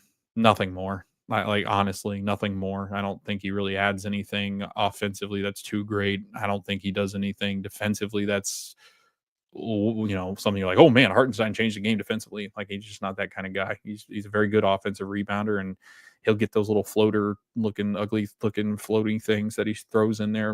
It looks like he's scared to throw them up there. It looks like he's throwing darts. Indiana, number 1, Tyrese. I'm going opposite here. I'm going Tyrese has to have a big game. And by that, I don't mean 20 points. I don't mean 30 points. I mean 14 and 10, 14 and 8, 16 and 10, 16 and 9. Like, that kind of game. That's the kind of game that we need. Like, I don't need Tyrese to go out there and score 20. I don't. It's great when he does. We win when he does, but that's not what he's doing in this series. So to get to 16, like to get to 14 or 15 and have 7 or 8 assists, that's when you're like, all right, like we're getting somewhere. It's really assists that, you really notice with Ty. Even steals, like, is he engaged on the defensive end? He makes some big defensive plays. He loves to live in the passing lanes. He's become a very good defender, honestly, from what he was. Like, he's solid now. Like, he makes some plays. You're like, dang. I do expect OKC to try to attack him more, but I don't know. Like, when they do that, though, like it plays kind of into the Pacers' hand, because when they attack Tyrese, they know that they could probably get some buckets from SGA in that range he likes to get in. But SGA's you then leave a better defender on whoever just picked, like Pascal out there on Dort, or Neesmith out there on Jay. Like, you've got better defenders replacing Tyrese. So it's kind of weird. Like, you can attack a weak point, but Tyrese isn't to the point where he's like so weak that you just score every time down. He's become a much better, it's a 50-50 shot then. So that's much better than what he used to be. Used to be, it's like, dude, you're ever going to stop anybody? Now he's become like, and because he's got length too, there are some times where SGA's tried to go up over him, and he's a little different. Like, that's a little different than a 6'4" Nembhard at best over a 6'6" Tyrese Haliburton with long arms. Like, it might not be the most physical thing you see, but Tyrese has an ability where his length can sometimes impact what SGA is shooting. So that'll be fun. Tyrese Haliburton again, though. You can't let Lou Dort just isolate you by yourself, like standing over there. I think you're going to see a lot more. Again, I said this last thing, and I think people might have probably thought I was crazy when I said this, but I do think that some of Tyrese's limitations with the calf thing has actually, it's forced him to be a little bit more off ball. And he's honestly been better off ball, coming off ball to get the basketball from Nembhard or Pascal. He just has been. I don't know what it is. Like, I don't know why that is, but I think because Dort's having to fight through screens, and then Tyrese can initiate and he's on the move, and then Dort has to catch up to him. I think that's been the biggest thing is Dort's not just standing out there with him by himself, and he has to just get around one screen. So I think that, honestly, it's weird how the calf thing has worked out somewhat. Pascal, number 2. Again, I think you just need a 20-point game from him. Like, I know it's crazy. Zach Lowe mentioned this. There's not one Pacer. He's like at 19.8 points per game. There's not one Pacer averaging over 20 points, which is really interesting when you talk about if they did win a title, who would be their finals MVP. I think you give it to Pascal, but could you give it to TJ? Like, could you give it to Obi Toppin if he played well? Like, it's just weird that those names come up in a finals MVP, because you'd think it would be runaway Tyrese or Pascal, but it's just not been that way. Number 3 is Andrew Nembhard. So here's the thing. In games they've needed Andrew Nembhard the most, and I thought about putting him number 1. In the games that they've needed Andrew Nembhard the most, Andrew Nembhard has come out with a dog-like mentality. A complete dog. Think about it. Game 6, Jalen Brunson came out, and Jalen's never seen defense like that. Not in his life has he ever seen anything like that. To the point where he's headbutting Andrew Nembhard. You look back at what he's done against some of the best players in this league. He has done that to people. Damian Lillard. You can see why he is so difficult to deal with, because they don't really need him offensively. I mean, they do at certain points, but like they're not relying on Andrew Nemhard to score you 15 to 20 points. So he's allowed to take a lot of those and possessions and kind of burn his energy out on the defensive side. He just got a different level when he knows it's blood in the water type stuff. He becomes filthy on the defensive end. So he's somebody. Just watch when he comes out. Just watch his intensity on SGA is going to be like nothing SGA's seen in his life. TJ and Obi on the number 4 spot here together because they come as a package deal. It seems like when one plays well, the other one plays pretty well too. So, and the way they've played in this series, I mean, the thing about TJ is his ability to get in the paint. He completely saws off the OKC defense at the knees when he gets into the paint, and he's great at getting baseline. And the thing about getting baseline is the easiest pass out of a baseline is into those corners where the Pacers have shot, I think 47% almost from 3 in those corner spots. So that's big. Aaron Nesmith's going to have to hit some shots. Number 5, I've got Miles, more so about like defensively, obviously, but like he has to have one game, right? He has to, like, one game where he's hitting threes. Could this be it? If not, then I mean, it's just not been his series. But it feels like Miles could be like one of those guys we're talking about tomorrow. And like, dude, Miles Turner, man, that'd be awesome. It'd be awesome for the storyline. Number 6, Aaron Nesmith, again, hitting those threes. And then just when he's on J-Dub, not letting J-Dub get easy baskets. That's all we really ask. Number 7, Benedict Mathurin. I just don't know what it looks like. Right. I think that's become the story of Benedict Mathurin, and no fault of his own. He's got not really any playoff experience, obviously, but also he's been on this roller coaster ever since he's been in the NBA. It's a young player who's got dog-like mentality, who wants to do well, but I think puts a lot of pressure on himself to do well. And then he's not the best defender, so there's moments where he's got lapses and he can cost you some points. It's tough. Like Ben could come out here and score 15, and I wouldn't be shocked, but Ben could literally play 4 minutes and I'd be like, yeah, I get it. Number 8, Shep. I think Shep will have a couple of moments where he could make an impact, probably hitting threes. And then number 9, I don't know if Tony Bradley's playing, but I imagine he will. I imagine he'll get some run in this game. I know that's crazy to say in a game 7 where you would be more inclined to have Rick play, but I mean, it's worked, right? This formula has worked. So I guess Rick, he's not going to wait till the last game to probably stray from that. So I imagine you'll get some Tony Bradley on Hartenstein because, to be honest with you, he played well in game 6. I thought he's been fine. Like, he's not been like a true negative in this series. Like, he's not your best option, but he's played well. He's played well enough to earn some minutes to try to keep Hartenstein away from the glass. That's fine. The Pacers need that sometimes. So that's my number 9. What does this title mean for both games? This will kind of wrap it up, and then we'll talk about one more thing. First NBA title for OKC. This is a historic team. So obviously finally getting to the mountaintop and completing it with the best team you've ever seen. As far as OKC is concerned, and one of the top in the NBA ever. I think that's a big thing. Oklahoma City, statistically, just a huge difference over everybody. The only champion to finish the season with more than 84 wins. The only champion to finish the season with more total wins than the Thunder's 84, if Oklahoma City finishes the job, was the 1995-1996 Chicago Bulls. So, like, arguably there, you could put them in the second best team to ever exist. Like, that's crazy to have a season like that. Shea, MVP, entering his prime. Jalen Williams, all-NBA sidekick. Chet Holmgren, all-defensive player and all-NBA type potential. That's kind of his year that he's had when healthy. That would mean a lot to those three at the very ripe young age Shea's a little older. I think he's 26, 25, 26. So he's a little older, but that's big. And again, like Dave said, OKC is a new team, 17 years. Yes. But also, when you've had that many MVPs to not at least get to the point where you could win one. Like, I know they did get to one eventually to when they got to the Heat, but, with their run and their Sam Presti ability to just find guys, right? I feel like the Thunder, they've as crazy it is to say, like, they've had their chances, right? They've just never gotten there.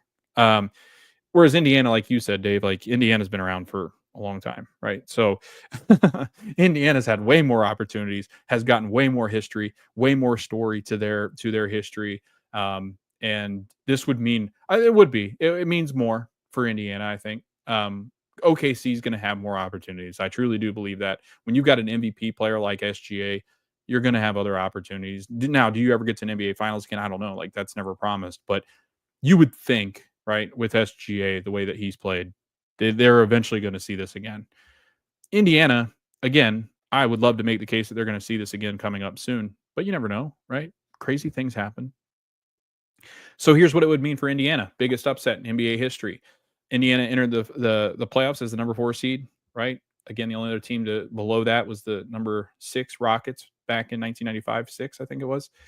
So that would be crazy. They would have defied all odds against, I mean, if you take every single game that they trailed in, and not like it was like, it really didn't cost them. I mean, game 1 in New York was probably the biggest of them all because of like what that would have meant. It would have been Indy down 1-0. The Cavs game was, I think it would have been 1-1, right? The Bucks, it would have been going back to Milwaukee for game 6, but again, I still felt comfortable if the Pacers had to go back and win 2 games. So, but I would argue that the Knicks comeback was the biggest. That Aaron Nesmith one was absolutely insane. And then game 1 of the NBA Finals, obviously. But if you go back and add those games in, and then add in the fact that they're the biggest upset in NBA history, add in that this is the most historic, one of the most historic teams, like this seriously should be deemed the most improbable NBA championship that a team has ever won. Ever. Like, without question.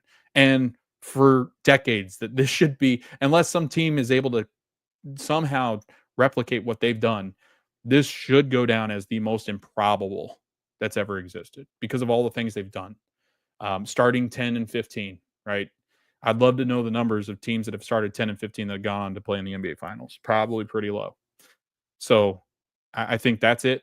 The fact that there are, I think I Googled this, it was like they're approaching 1 million in Indianapolis area as far as population. But just the fact that like they are the Indiana Pacers, the whole state is behind this team, plus us as the outcast, like me in Orlando. Like this would mean, I mean, just think about all the heartbreak we've been through, right? I know OKC has had some heartbreak. I get it. Not like us, right? We have had the most heartbreak of arguably any NBA franchise. Think about it.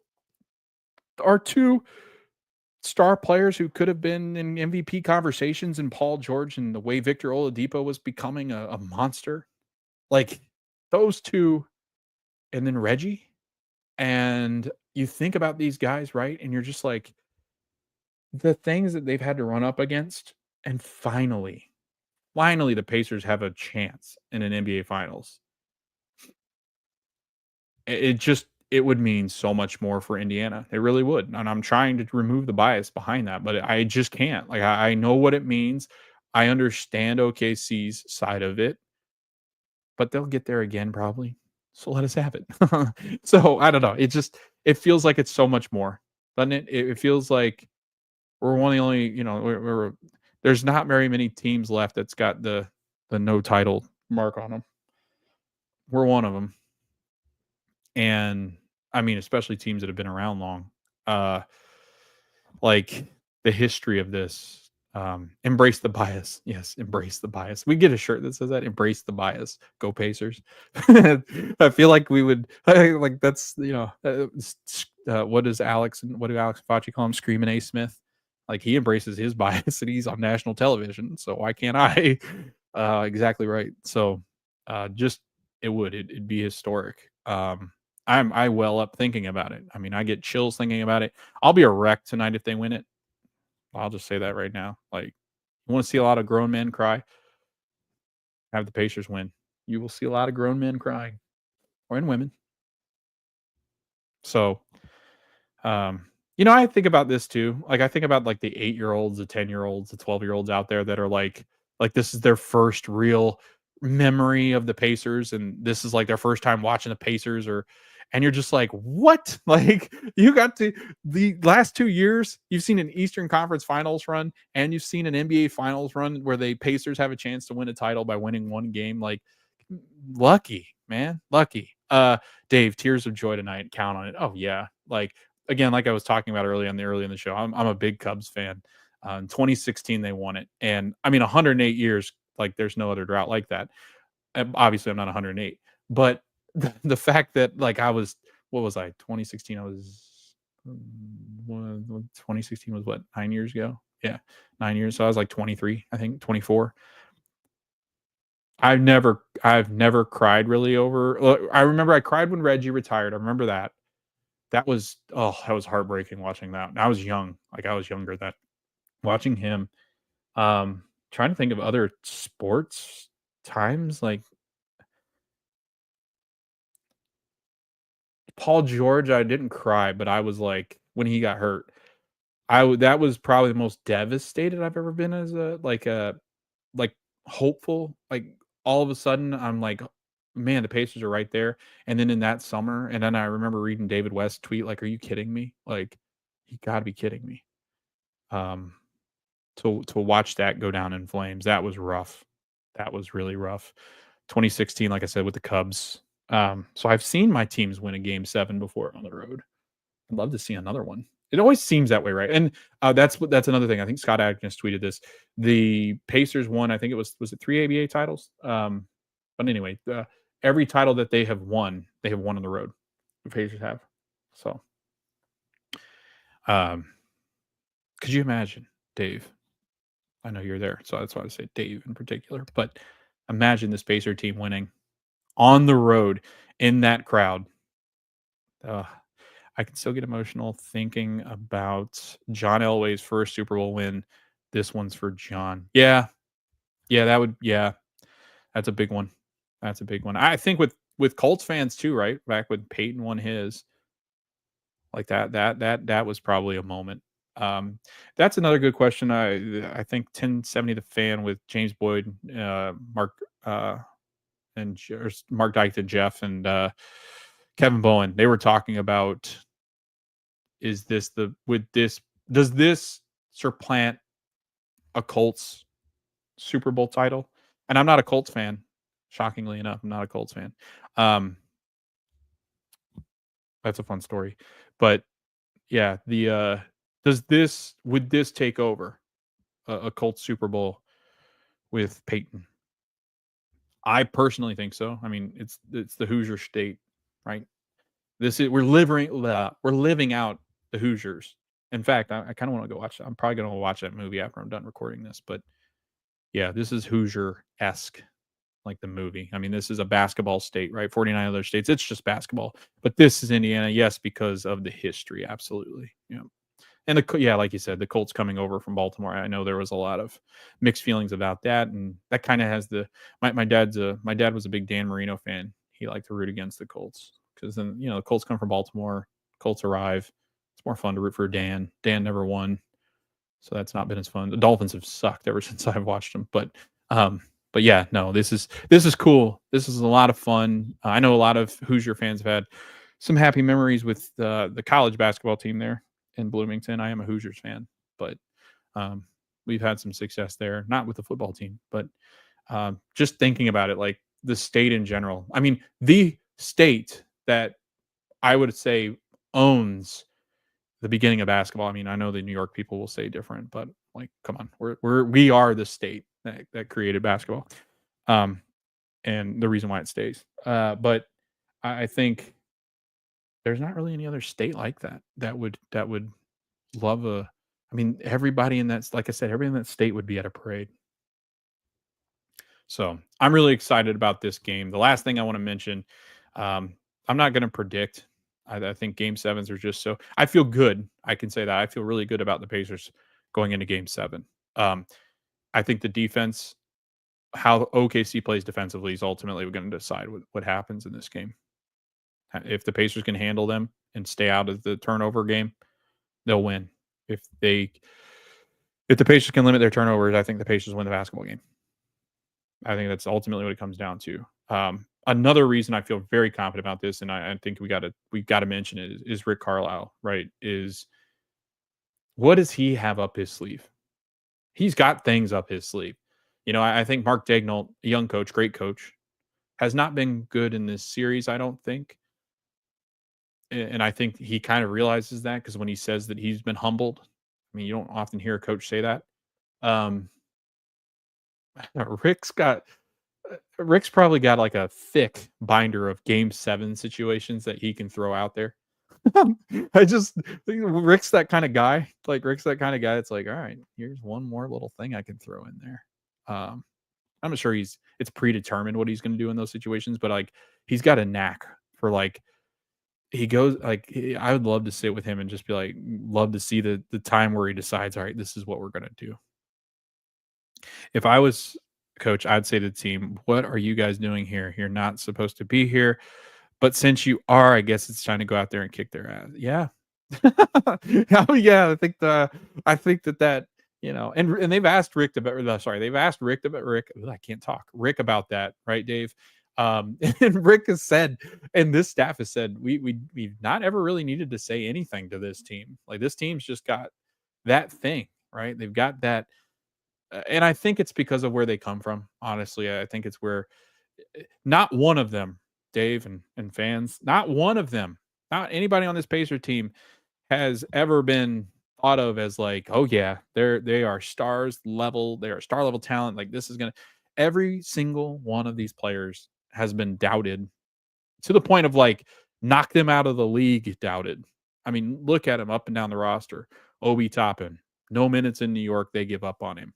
TJ McConnell, I mean, Pacers signed him on almost a desperation. And if you go back, there was a stat that said that statistically, TJ McConnell was the worst NBA player. I forget which season it was, but the year before, I think he comes over to Indiana, he was statistically the worst NBA player by the minutes he combined. Aaron Nesmith, they called him a paperclip, right? Bleacher Report. Sorry, that's my cat. Hi. You want to get on this? She's been doubted too. But yeah, Benedict Mathurin obviously is probably the outlier in this one. Jarris Walker's not playing in this one, so we can count him out. But like, Tony Bradley's jumped around to teams. Nesmith, Pascal Siakam was in the G League winning championships from Cameroon, the kid from Cameroon, right? Tyrese Haliburton, not a big recruit coming out of high school. I think it was in the 12 to 13 range, I think, in the NBA was when he was drafted by Sacramento. Andrew Nembhard, a second round pick. They thought he was too small for the league, not enough offensive game for the league. So many teams passed on him. Miles Turner, I mean, hell, the fan base has doubted Miles. So, like, everybody else has too. So, you just up and down that roster, you go and you find guys that just every single moment in their life comes to this point, and it comes to a head because at every point in their life where they've turned to play basketball, somebody has told them they can't do it. Game 7 is going to be the same. Everybody out there is pretty much convinced that the betting odds, most of the staffs that are picking this game are saying Thunder, and they're saying Pacers only out of the respect of the Pacers at this point. Like, they're being forced into it. It's not like this. Nobody had the Pacers winning this series, I think, besides Pacers fans. I mean, I had them in 6, but I mean, even a lot of people that cover the Pacers have the Thunder still. So we'll see. This has been a lot of fun, though. I really appreciate all the interactions, all the comments, everybody that's watched, tuned in.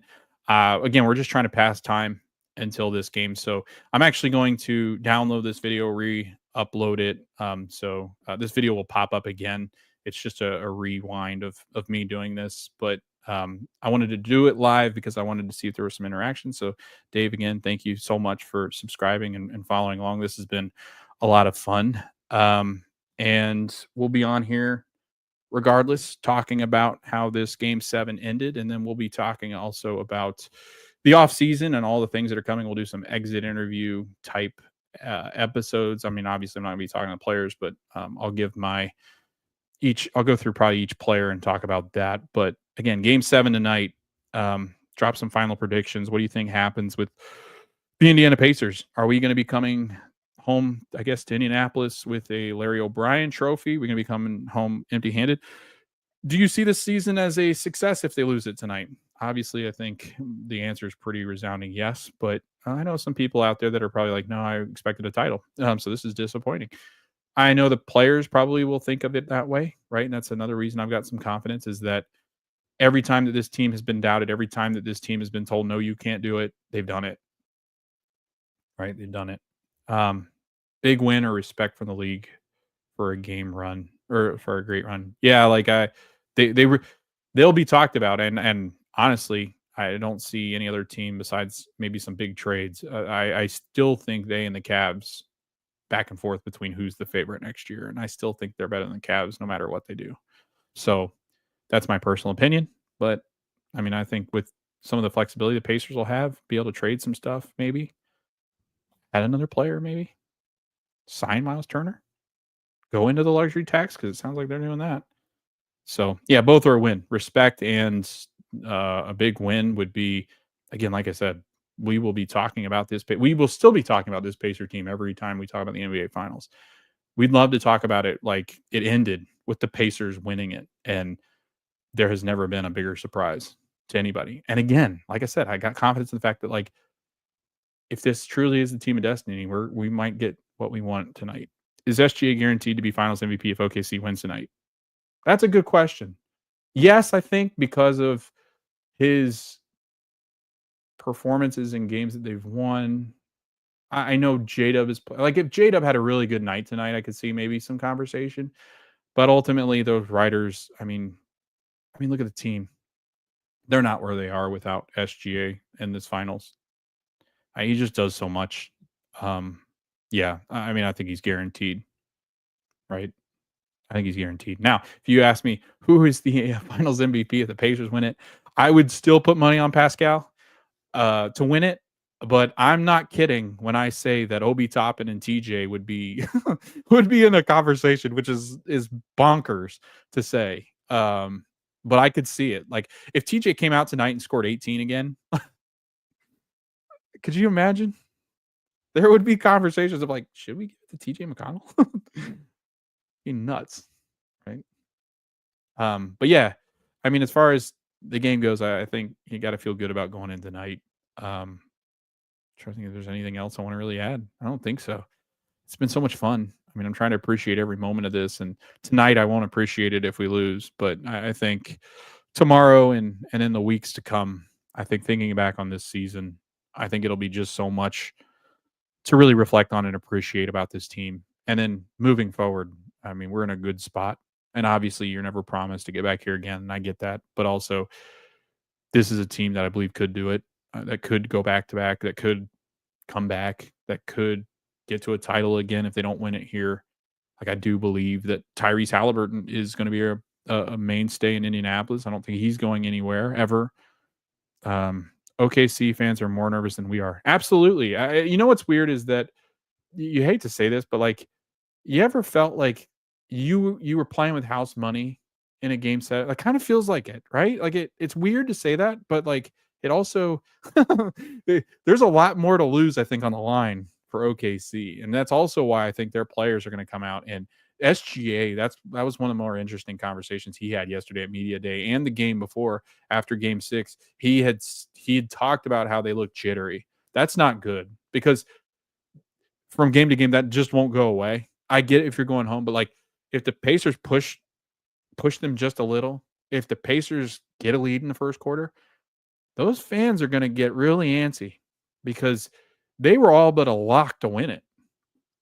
Right? They're the whole season they got to be thinking, man, we're a lock to win this. We got the MVP. We got SGA doing everything that he can. We got J-Dub, who's a budding superstar. He, generational talents. Jet looking like he's going to become the big 3, right? And then all of a sudden, you run through the postseason. You have a really good, scary series against Denver. You knock off a former champion in the Nuggets, right? And then you go to Minnesota, who were in the Western Conference Finals last year, and smack them around. And you go through a Western Conference that everybody will say, and probably true, that the Western Conference is much more deep than the East. So you march through there and you win 68 games, and then you come in to play this number 4 seed Indiana. Like, who are they? And then you go, oh, that's not good.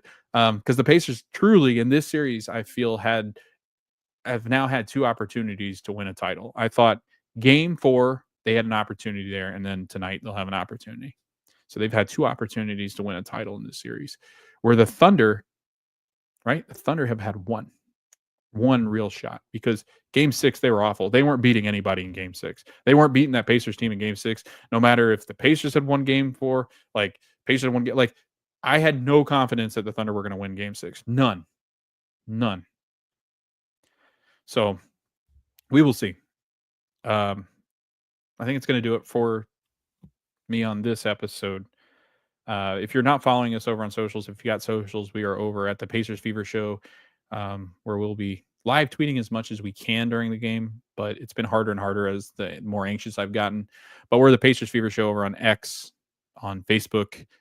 We'll eventually do some TikTok. I also do cover the Indiana Fever, so if you're interested in that kind of content, I know they play here in about an hour, but it's been really hard to do this content and prep for all this content while doing the Fever. So we've gone to more of like a 1 episode per week. But once we get this game over with, really, we'll be back to recapping every single Fever game as well. And then the Fever's postseason run. Hopefully they have a good run in them. Caitlin Clark, not so good in the game against the Valkyries, not a good game against Golden State. They really got to get on a run here, because their season's only 44 games. So they're scuffling a little bit, trying to figure out what's going on. Stephanie White's had to miss a couple of games, but they've been a lot of fun to watch. And what an exciting time in Indianapolis, right? You got the Pacers and the Fever with generational talent on both sides of it, and teams that I think will contend for titles coming up in the years to come. And that's really exciting as a sports fan.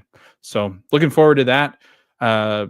If you want the audio version, we're also Apple Podcasts, Spotify, wherever you find your audio versions of podcasts, you can find us there. Subscribe, like, comment, share over on YouTube. If you'll give us 5 stars, that'd be great. Over on the audio side of things, if you give us a thumbs up here, that helps people find us, helps us build the community. I really appreciate everybody that's jumped on here and listened to me ramble on for about 2 hours about the Pacers. Again, we're just trying to kill time. I can't believe it's only 2 o'clock. I got to go watch the Hoosiers or something. The Hoosiers movie, not the basketball team.